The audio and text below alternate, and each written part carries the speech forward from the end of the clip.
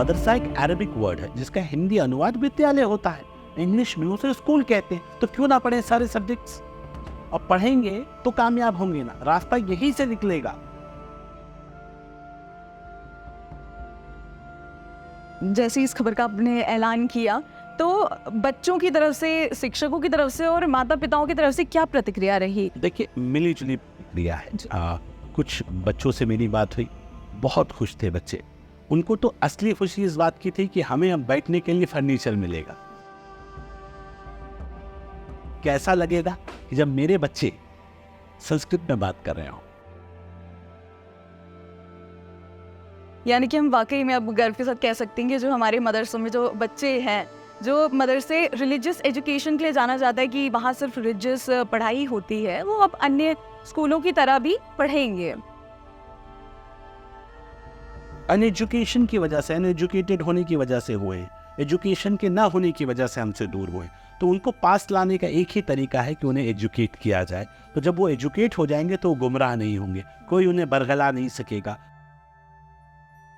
मोदी जी जिस तेजी के साथ देश का नाम दुनिया में रोशन कर रहे हैं, देश की अलग पहचान बना रहे हैं, देश में आज देश विकसित देशों की श्रेणी में जाके कहीं खड़ा हो रहा है। अभी हमने G20 सम्मेलन देखा, पूरे दुनिया से लोग हमारे यहाँ इकट्ठा हो, और हम इसमें बिल्कुल सियासत नहीं कर रहे हैं।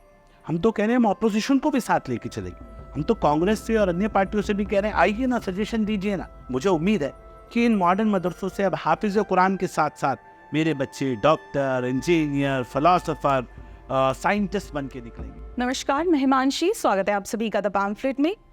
उत्तराखंड में इन दिनों एक खबर जो है चर्चा का विषय बनी हुई है। इस विषय की जमकर सराहना भी की जा रही है और इस पर विरोध भी किया जा रहा है। खबर कुछ यूँ है कि उत्तराखंड वक्फ बोर्ड ने उत्तराखंड के सभी मदरसों में संस्कृत पाठ्यक्रम लागू करने का ऐलान किया है। जी हाँ, जिसमें NCERT का पूरा पाठ्यक्रम यानी अंग्रेज़ी, गणित, इंग्लिश, संस्कृत भी अब बच्चों को पढ़ाई जाएगी। इसी विषय पर आज हम बात करेंगे उत्तराखंड के वक्फ बोर्ड के चेयरमैन शादाब शम्स जी से। स्वागत है शादाब शम्स जी आपका। जी, तो उत्तराखंड के मदरसों में ये संस्कृत भी पढ़ाई जाएगी, क्या कहना है आपका इस पर? देखिए, संस्कृत देवभूमि उत्तराखंड में नहीं पढ़ाई जाएगी तो कहाँ पढ़ाई जाएगी? हम देवभूमि हैं और संस्कृति को संजो के रखना है देवभूमि की जिम्मेदारी भी है। तो मुझे लगा कि हमारे मदरसों में भी संस्कृत पढ़ाई जानी चाहिए। एक्चुअली हम 117 मदरसे वक्फ बोर्ड के हैं जिसमें हम NCERT का सिलेबस लागू करने जा रहे हैं, जिसको हम मॉडर्न मदरसे का नाम दे रहे हैं। उन मॉडर्न मदरसों में हम अब NCERT का सिलेबस में जो सारे Hindi, English, math, science, physics, chemistry, bio सब पढ़ाएंगे ना, अरबी पढ़ाएंगे और अरबी के साथ साथ हम संस्कृत भी पढ़ाएंगे। और मुझे लगता है कि कैसा लगेगा कि जब मेरे बच्चे संस्कृत में बात कर रहे हों, मदरसों के अंदर मेरे बच्चे संस्कृत में बात करें। ये देवभूमि है ना, अरबी में बात करें, इंग्लिश में बात करें, तो लगे कि देवभूमि उत्तराखंड से आए हैं, हमारी अलग पहचान है, हमारा अपना अलग कल्चर है। सबको अपने अपने कल्चर पे अभिमान होता है। अरब को अपने कल्चर पे अभिमान है, चाइना को अपने कल्चर पे अभिमान है, अंग्रेज़ों को अपने कल्चर पे अभिमान है। सबने अपनी अपनी मातृभाषाओं का सम्मान सब करते हैं। अरब अरबी का सम्मान करते हैं, अंग्रेज़ अंग्रेज़ी का सम्मान करता है, चाइनीज़ चाइना का सम्मान, चाइनीज़ लैंग्वेज का सम्मान करते हैं। तो हम अपनी हिंदी और संस्कृत का सम्मान क्यों ना करें? आप अपनी जड़ों को सींचें। आपको अपने कल्चर पे नाज होना चाहिए, अपनी संस्कृति पे नाज होना चाहिए। और वो नाज तब होगा जब घर के लोग, बाहर वाले तो तभी मानेंगे ना कि आप में दम है, जब घर वाले भी अपनी संस्कृति को मानेंगे। तो वो लोग जो मेरे मदरसों पे सवाल उठाते थे, अब इन मदरसों से ही आवाज़ निकलेगी। यहाँ से निकलेगा एकम सत्य विप्रो महदावाद यंती, एक ही सत्य है कि भगवान एक। देवभूमि से शुरुआत करना। मुझे उम्मीद है कि इन मॉडर्न मदरसों से अब हाफिज कुरान के साथ साथ मेरे बच्चे डॉक्टर, इंजीनियर, फिलोसोफर, साइंटिस्ट बन के निकलेंगे और APJ अब्दुल कलाम साहब के रास्ते पे आगे बढ़ेंगे। राष्ट्रवादी मुसलमान, देशभक्त मुसलमान, जो देश के लिए जिए, देश के लिए मरे और भारत माता के हाथों को मजबूत करने का काम करे, माँ भारती के हाथों को मजबूत करने का काम करे, तो लगेगा कि हम भी कहीं सही दिशा में आगे बढ़ रहे हैं। आज देश विश्व गुरु बनने जा रहा है, हम विकसित देश की तरफ तेज़ी से आगे बढ़ रहे हैं। तो इस बड़े संघर्ष में, इस बड़ी जद्दोजहद में मेरे मॉडर्न मदरसों का भी अगर गलहरी रूपी योगदान हो जाएगा, मुझे लगेगा कि हमने भी कुछ अपने हिस्से का हक अदा कर दिया। और मैं ये मानता हूँ कि मेरे युवा मुख्यमंत्री पुष्कर सिंह धामी ने जिस उम्मीद के साथ उन्होंने हम पे विश्वास जताया है और कहा है कि न डरना है न दबना है, बच्चों को पढ़ाने के लिए जो कुछ करना है उसके लिए हम साथ हैं। मैं धन्यवाद दूंगा अपने युवा मुख्यमंत्री का और शिक्षा मंत्री धन सिंह रावत जी का। उन्होंने मुझे कहा है कि बच्चों को फर्नीचर की ज़रूरत पड़ेगी क्योंकि मेरे बच्चे नीचे बैठ के पढ़ते हैं। आज ठंड में भी मेरे बच्चे नीचे बैठ के पढ़ते हैं कि वो फर्नीचर में बैठने के हकदार नहीं। तो उनको फर्नीचर देने के बाद मेरे शिक्षा मंत्री ने कही, मेरे मुख्यमंत्री ने कहा हम NCERT का सिलेबस सरकार आपको प्रोवाइड कराएगी, शिक्षा मंत्रालय आपको देगा। तो ये एक पॉजिटिव माहौल हमें मिल रहा है। अब हम अच्छे टीचर्स अपने इन मदरसों में रखें, मॉडर्न मदरसों में। इंग्लिश में एक कहावत है, if you throw peanuts you will get monkeys.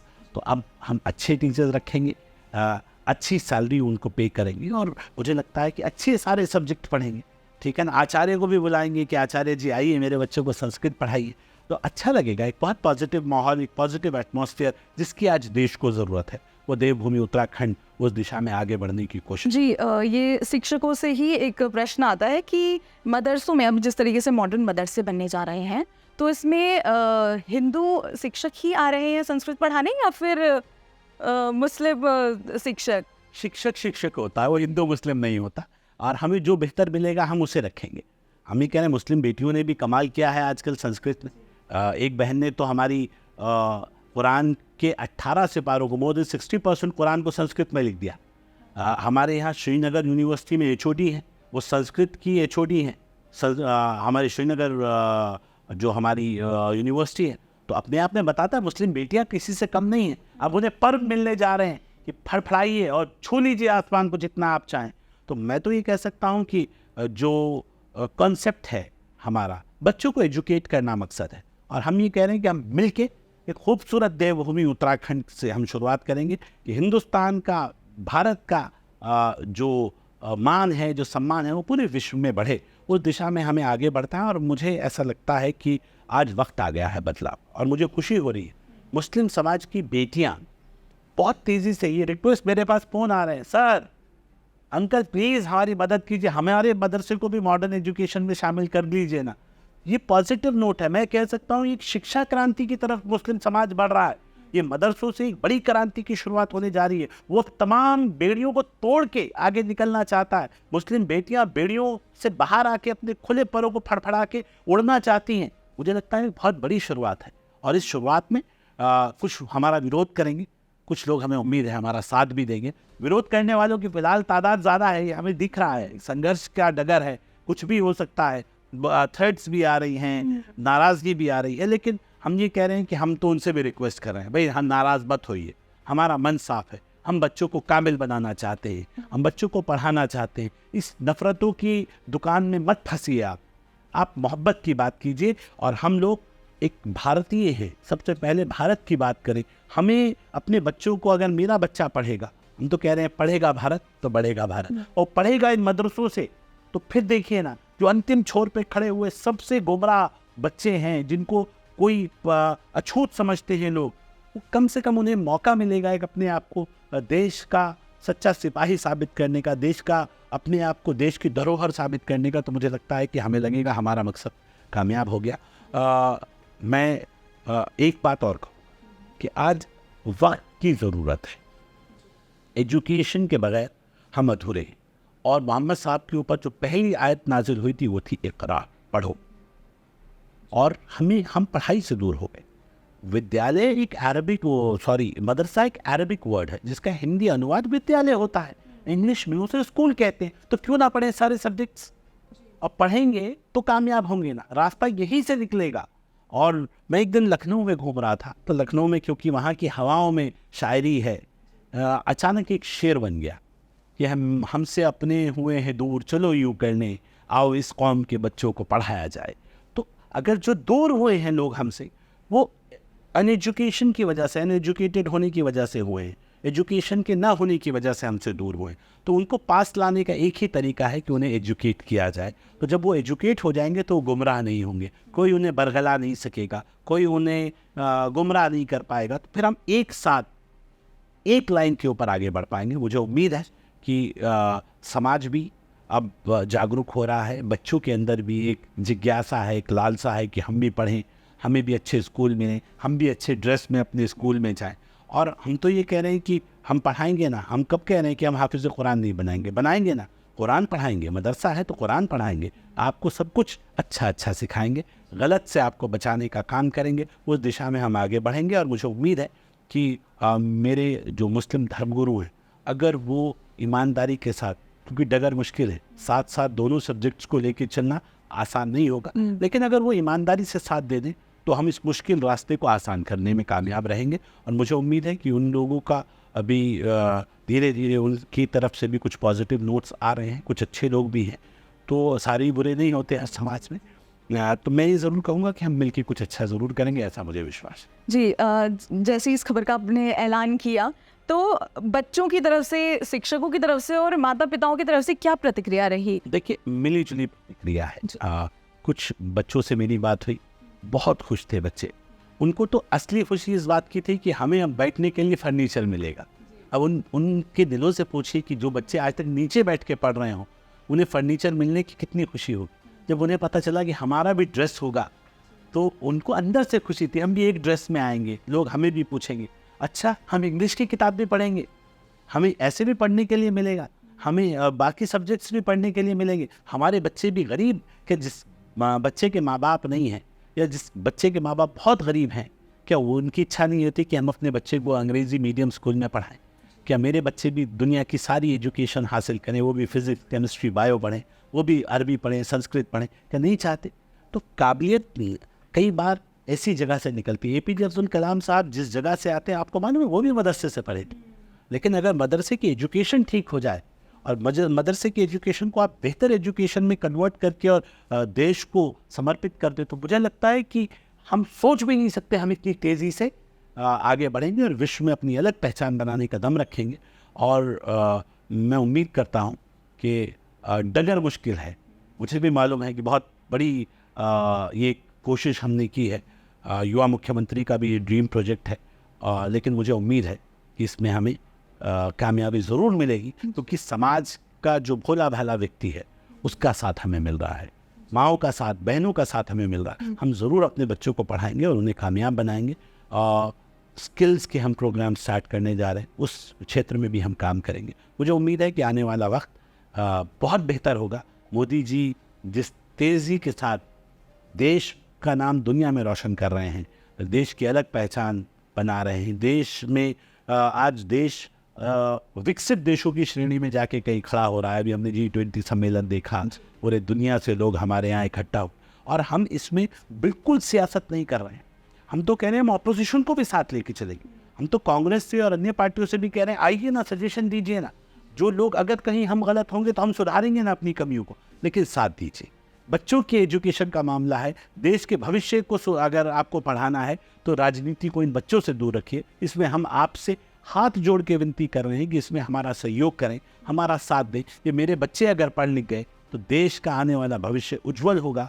हम सब मिलकर, देश क्योंकि सर्वोपरि है, इस देश के बारे में चिंता करेंगे तो हम, मुझे लगता है कि शायद कुछ अपनी तरफ से एक छोटी सी आहुति हम भी दें। जी, अभी जैसे विपक्ष की ही बात हो रही है, तो वो कहते हैं कि मदरसों में केवल उर्दू, अरबिक यही पढ़ाई जाती है, तो संस्कृत पढ़ाने का कोई वो नहीं है, तो उसको किस तरीके से लेते हैं आप? मैं ये कह रहा हूँ कि सीमित कर दिया, उन जो विद्या के मंदिर थे उन्हें सीमित दायरे तक लोगों ने रोक दिया। मैं कह रहा हूँ क्यों ना पढ़ाएं, हम तो सब कुछ पढ़ाएंगे ना।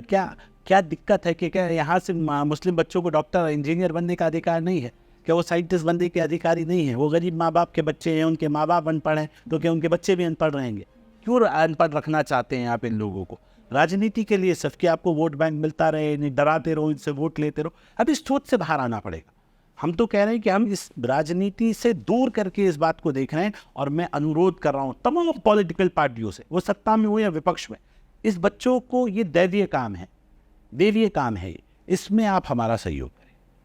हाँ, इसमें सहयोग चाहते हैं हम सारे धर्मों से, सारी जातियों से, और राजनीति से ऊपर उठ के इसमें सहयोग कर दीजिए। एक बार अपने अंतरात्मा की आवाज़ सुन के मेरे बच्चों को, मैं कह रहा हूँ इनके लिए, बच्चों के लिए मुझे भीख भी मांगनी पड़ी लोगों से तो मैं मांगूंगा, लेकिन मेरा लक्ष्य सिर्फ ये है कि ये बच्चे पढ़ जाएं। अगर ये बच्चे, सही पौध लगेगी तो सही पेड़ पनपेगा, सही पेड़ पनपेगा, सही फल आएगा, और फल सही आएगा तो लोग जब इस फल को चखेंगे तो कहेंगे कि वाकई भारत का और भारतीयता का जवाब। जी, यानी कि हम वाकई में अब गर्व के साथ कह सकते हैं कि जो हमारे मदरसों में जो बच्चे हैं, जो मदरसे रिलीजियस एजुकेशन के लिए जाना जाता है कि वहाँ सिर्फ रिलीजियस पढ़ाई होती है, वो अब अन्य स्कूलों की तरह भी पढ़ेंगे। जी, दूसरा कि अब मॉडर्न मदरसों में तब्दील हो रहा है, तो इसमें क्या कुछ खास है, क्या क्या फैसिलिटीज़ बच्चों को प्रोवाइड होंगी? अभी हमने सोचा है कि एनसीईआरटी का सिलेबस हम एक प्रॉपर लाइन पे, अभी तो हमारे यहाँ फर्नीचर भी नहीं है, तो फर्नीचर की तैयारी हम कर रहे हैं। हमने अभी अपने प्रबंधक जो 4 मॉडर्न मदरसे उसका प्रबंधक एडमिनिस्ट्रेटर अपॉइंट कर दिए। अब उसके बाद हमारा पहला लाइन होगा कि उसमें बेसिक नीड्स हम पूरी कर दें, फर्नीचर आ जाए, उसके बाद लाइट्स है कि नहीं है, नहीं है तो लाइट्स लगवाई जाए उन मॉडर्न मदरसों में। फिर उसके बाद उनकी टेंटिंग पेंटिंग थोड़ा सा कराना पड़ेगा, पानी की, शौचालय की व्यवस्था उनकी सब प्रॉपर लाइन पे हो जाए, उसका वातावरण अच्छा बन जाए, ऐसा लगे कि वो एक प्रॉपर मॉडर्न मदरसा है। फिर उसी ट्रैक पे हम थोड़ा सा आगे बढ़ेंगे कि हम इस पे एलईडी वगैरह हमारी लगे, और एलईडी से बच्चों को जो पढ़ के वो आजकल ज़्यादा आसानी से बच्चे समझ पाते हैं कि हम आसानी से समझ पाएँ। हमारी ये भी कोशिश है कि हम अपने बच्चों को कंप्यूटर्स प्रोवाइड कराएं, और कंप्यूटर्स के साथ साथ हो सकता है एक टैब भी हम अपने बच्चों को प्रोवाइड करा सकें आने वाले वक्त में। उस दिशा में हम आगे बढ़ रहे हैं कि अब मेरे बच्चे के हाथ में लैपटॉप भी हो, टैब भी हो और कुरान भी हो, हम सारी भाषाओं का ज्ञान दें, और अब वो बच्चा कहे ये दुनिया अब मेरी मुट्ठी में है।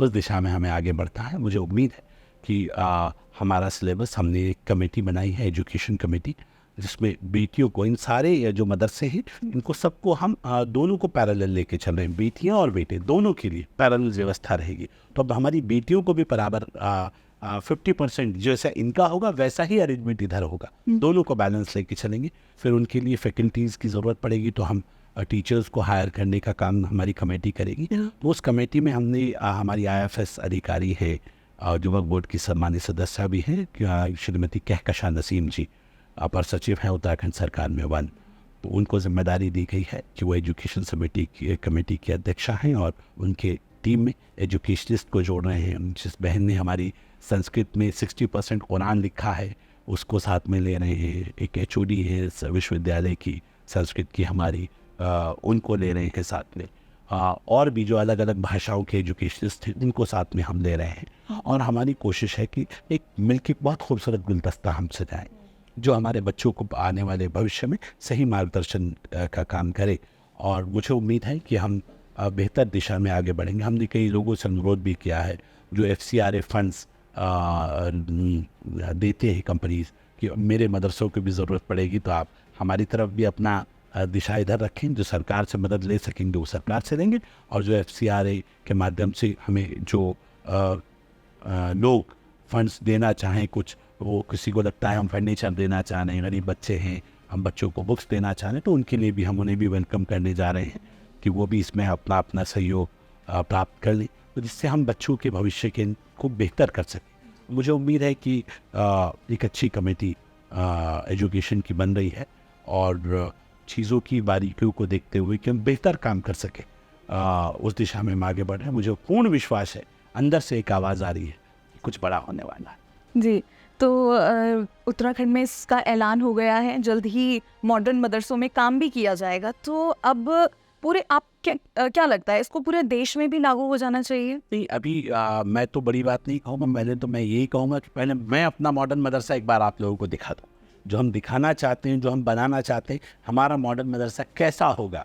और एक बार हमने मॉडर्न मदरसा दिखाने में कामयाब होएगी, ये है मेरा मॉडल, तो फिर लोग उसे अपने आप हाथों हाथ लेंगे। मैं ये तो समझ गया हूँ कि मेरी कम्युनिटी अब पढ़ना चाहती है, ये तो मेरी समझ में आ गया, ये इसके लिए तो हम क्लियर हैं। तो अगर ये सहयोग हमें जो सरकार की तरफ से मिल रहा है, जो प्राइवेट हम ऑर्गेनाइजेशंस हैं, NGOs हैं, हम उनसे भी रिक्वेस्ट कर रहे हैं कि वो भी हमारा सहयोग करें, मिलके करेंगे ना कुछ देश के लिए अच्छा। जो पीछे रह गए हैं उन्हें उंगली पकड़ के आगे लेके आएंगे। अब तो UCC आ रहा है, तो UCC जब समान नागरिकता आ जाएगी, सबको समान अधिकार होंगे, तो शिक्षा के अधिकार भी सबको समान होने चाहिए। पढ़ेगा भारत तो बढ़ेगा भारत। सब एक साथ पढ़े ना, एक जैसी सबकी एजुकेशन सिस्टम हो, एक जैसी लाइन पे आगे बढ़े। उसके साथ जो अलग अपने अपने धर्मों को मानने वाले वो अपना धर्म ग्रंथ भी पढ़े, मुसलमान या इस्लाम को पढ़े, कुरान को पढ़े, जो हमारा हिंदू समाज है वो अपनी वेदों को और पुराण को पढ़े, भगवत गीता रामायण पढ़े, दूसरी तरफ जो क्रिश्चियन है वो बाइबल पढ़े, लेकिन देश की पढ़ाई का अधिकार सबको बराबर हो, इक्वल हो, तो उस दिशा में मुझे लगता है हम बेहतर कर पाएंगे। और मुझे उम्मीद है, पूरा अंदर से एक आवाज़ आ रही है कि समाज अब जाग रहा है और हम एक बड़ी एजुकेशन क्रांति की तरफ, मुस्लिम समाज जो मैं ये कह सकता हूँ कि शिक्षा क्रांति की तरफ एक बढ़ रहा है और वो तमाम बैरिकेडिंग्स को तोड़ने के लिए तैयार है। और मुझे लगता है कि अच्छा होगा, कुछ बड़ा होगा, और सरकार का जो सहयोग जिस तरह से मिल रहा है, अगर हम सही तरह से जीते रहे, हम सलामत रहे, तो ये ज़रूर तय है कि एक दिन ये सपना साकार अवश्य। जी, अभी दरअसल राजनीति में भी कुछ टाइम से थोड़ी उथल पुथल भी चल रही है इस चीज़ को लेकर, सनातन धर्म, एंटी हिंदू, ऐसे काफ़ी ज़्यादा स्टेटमेंट्स आ रहे हैं।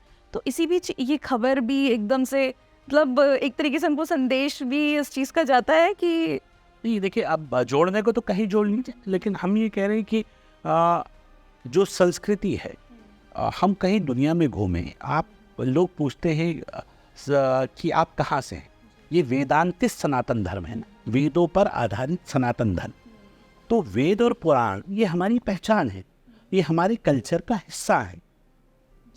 तो हमें अपने कल्चर पे, मैं ये कहता हूँ कि ये लड़ाई अलग है। सनातन को छोटे वर्ड्स में डिस्क्राइब नहीं किया जा, सनातन बहुत बड़ा है, ठीक है ना, और उसे आप छोटे वर्ड में कोई कह दे, मुझे लगता है कि छोटा मुँह बड़ी बात हो जाएगी। तो सनातन को अभी उस पर डिस्कशन का लाइन इतनी बड़ी नहीं है कि हम जैसे छोटे लोग भी सनातन पे डिस्कशन कर सकें। सनातन बहुत बड़ा है और उसके लिए बहुत बड़ी नॉलेज के साथ आपको अगर कभी डिस्कशन करना पड़े तो उसके लिए बहुत अच्छा नॉलेज की आपको ज़रूरत पड़ती है। और जो लोग विरोध कर रहे हैं उनके विरोध का कारण अलग अलग हो सकते हैं, लेकिन मैं कहता हूँ कि देश एक है जो सबको जोड़ने का बात करता है। हम माँ भारती की बात करते हैं, भारत को माँ मानते हैं, तो हर जाति, हर संप्रदाय, हर भाषा, हर बोली सब हमारे हैं, लेकिन सब के सब झंडे के नीचे है, वो झंडा भारत माँ का झंडा है। तो उस झंडे को लेके हम आगे बढ़ेंगे, सबके कल्चर को, सबकी परेशानियों को दूर करने का काम हम करेंगे, एक संजोने का काम हम करेंगे। आज सब एक बहुत अच्छा गुलदस्ता देश के प्रधानमंत्री ने सजाने की कोशिश की है। मुझे लगता है कि अभी हम नेगेटिव नोट्स पे ना जाके पॉजिटिव लाइन पे हमें रहना चाहिए। और हम बातें बड़ी बड़ी करते हैं, लेकिन हम रियलिटी पे, ग्राउंड ज़ीरो पे क्या करते हैं वो मायने रखता है। अपना काम ज़्यादा बड़ा नहीं है, छोटा सा काम हमने लक्ष्य अपना लिया है, जो मुझे वो छोटा काम भी बहुत बड़ा दिख रहा है कि मुझे कुछ नहीं पता अभी तो मेरा फोकस अपने बच्चों को पढ़ाने का होगा, वक्फ की संपत्तियों को डेवलप करके उसकी आय से इन बच्चों के खर्च को उठाने का होगा। कि एक बड़ी मुहिम हम शुरू कर रहे हैं, तो ये मुहिम क्योंकि 117 मदरसों तक सीमित ना रह जाए, ये उत्तराखंड के अंदर एक भी मदरसा ऐसा ना हो जिसके अंदर ये पैटर्न का इस्तेमाल न किया जाए, उस दिशा में हम आगे बढ़ेंगे। और जब तक हम हैं तो हम कैसे ना कैसे करके मदरसों को चला लेंगे, लेकिन हमारे जाने के बाद ऐसा ना हो ये सपना भी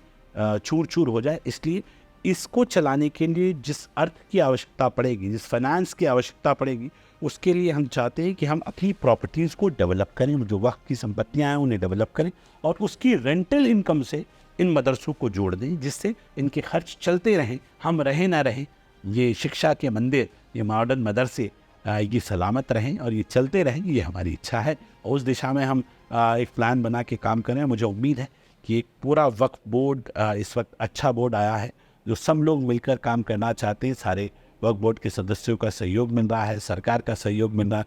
इससे अच्छा वक्त नहीं हो सकता। अगर हम अब भी कुछ अच्छा नहीं कर पाए तो शायद भविष्य में कुछ अच्छा नहीं कर पाएंगे।